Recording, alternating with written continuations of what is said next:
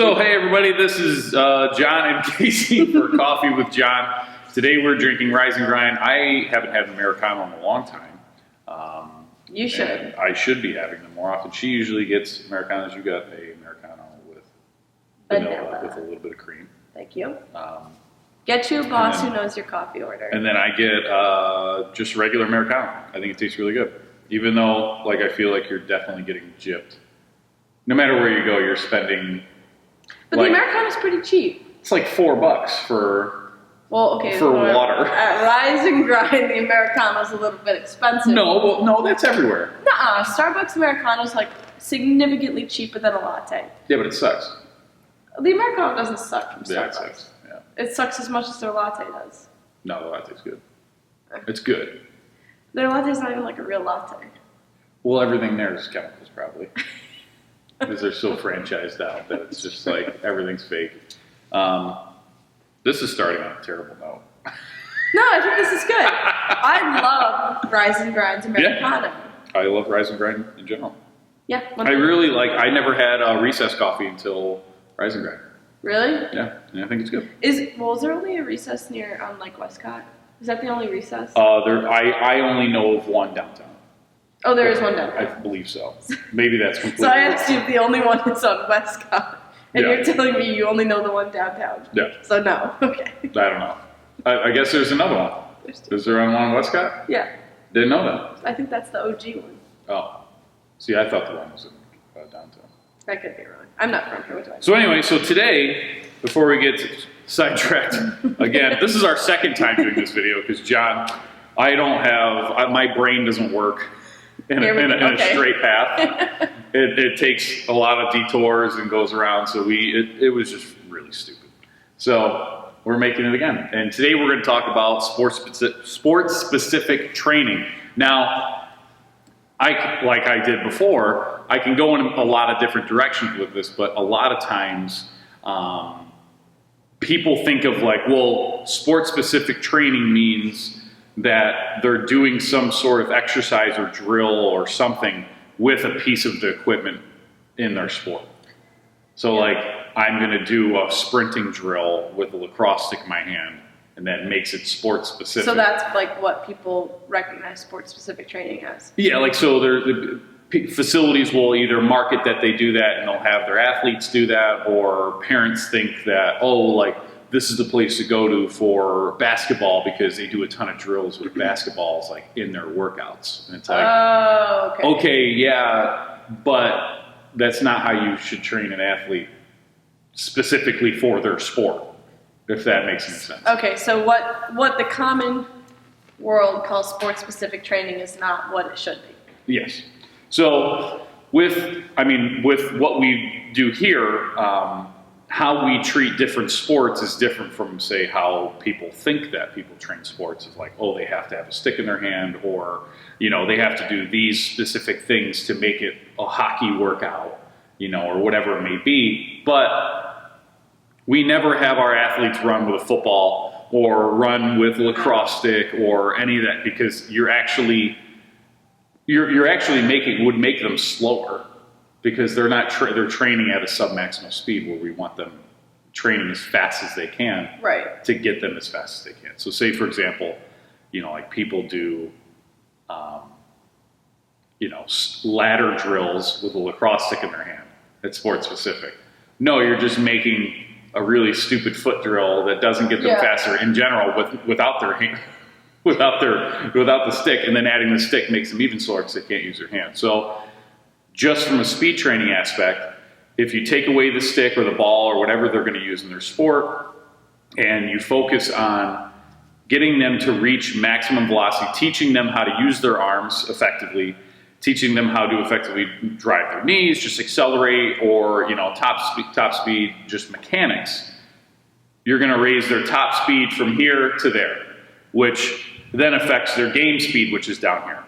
So they will all have the maximum velocity that they can reach, and then their game speed is my Americano underneath. Okay. If we raise this up, the percentage of their game speed will go up. Okay. But if they're running with a stick in their hand, they're either going to stay at the speed that they're at, or get slower because they don't know how to. They lose everything that comes with arm drive. Yeah, the running mechanics. And 10% of your running speed's your arms. So if you're not training that, it's a huge chunk of your running speed. So that's just speed training in general. Now, how you should do sport-specific training and how we kind of handle it is a lot of people also think that athletes need to be trained differently based off their sport. Right. And for the most part, especially with the athletes that we deal with, the majority of them, 99% of them, are doing very, very similar workouts. Yeah. Because we call it GPP, where it's general physical preparedness. They have to be strong.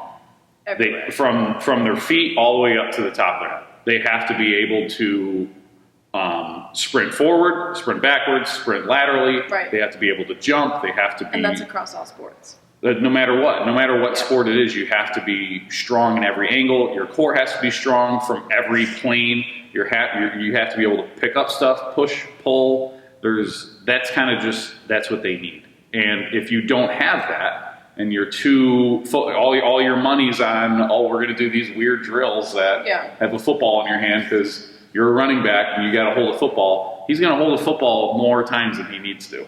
So basically what you're saying is that athletes in general need not generalized, but strength training more than they need ladders and this. They need to be so good at the basics that, and this is the thing too, people get excited about doing like the cool, exciting stuff. Well, yeah. The cool, exciting stuff only happens when you're like a master of the basics. Right.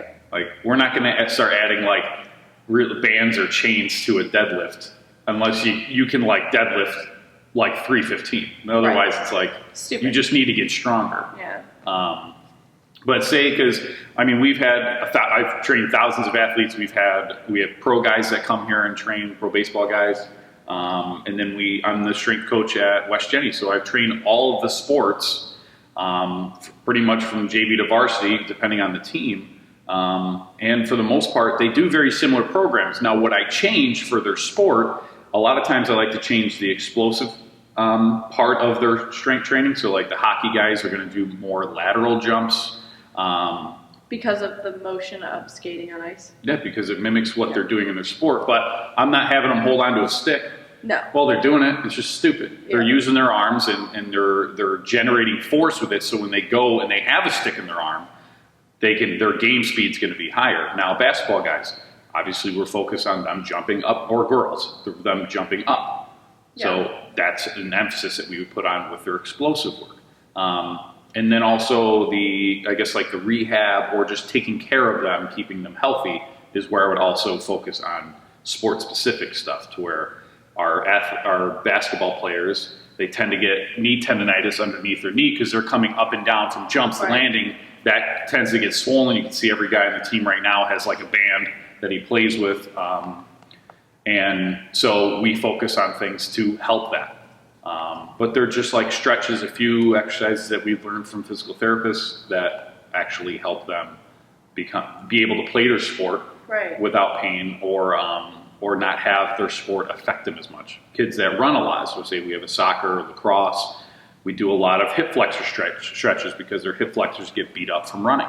But that's as specific as you get. Right. When you go to a pro baseball player who's, a pitcher who throws 100 miles an hour and he does 1 million innings a year, he has a very specific program, but he's at the top of the game.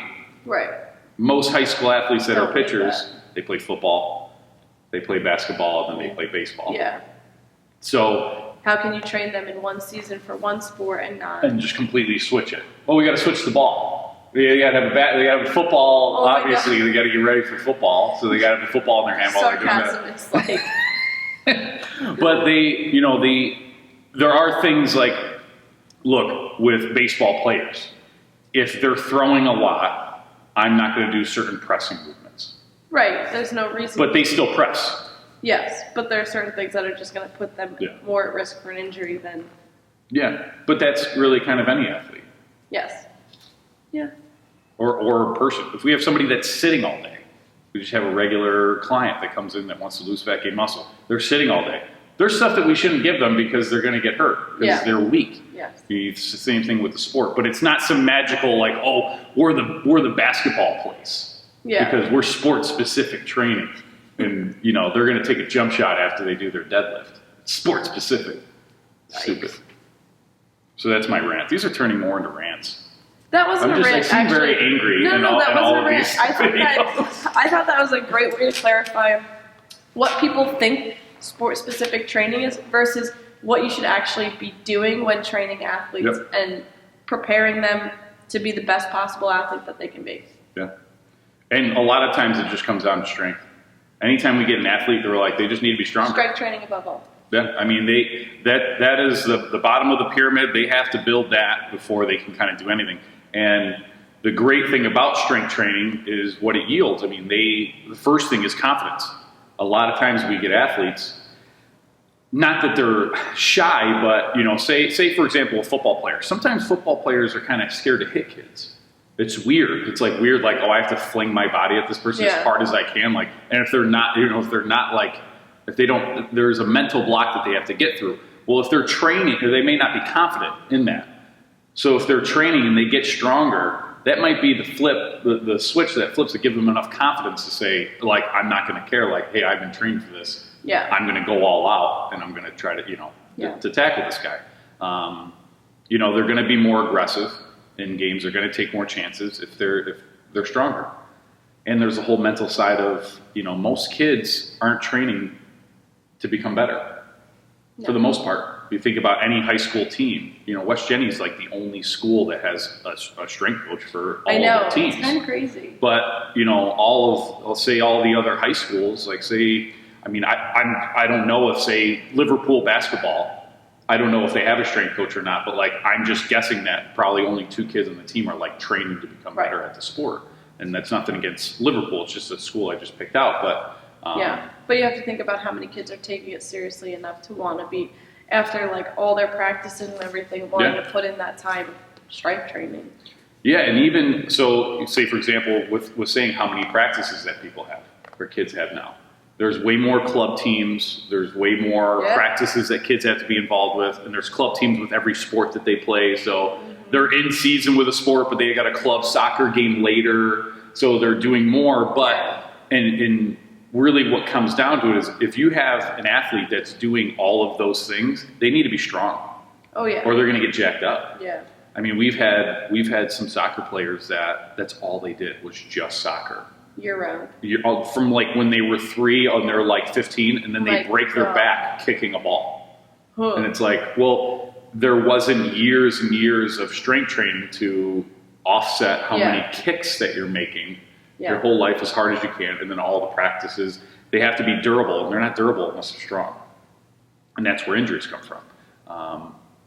Even girls and ACLs.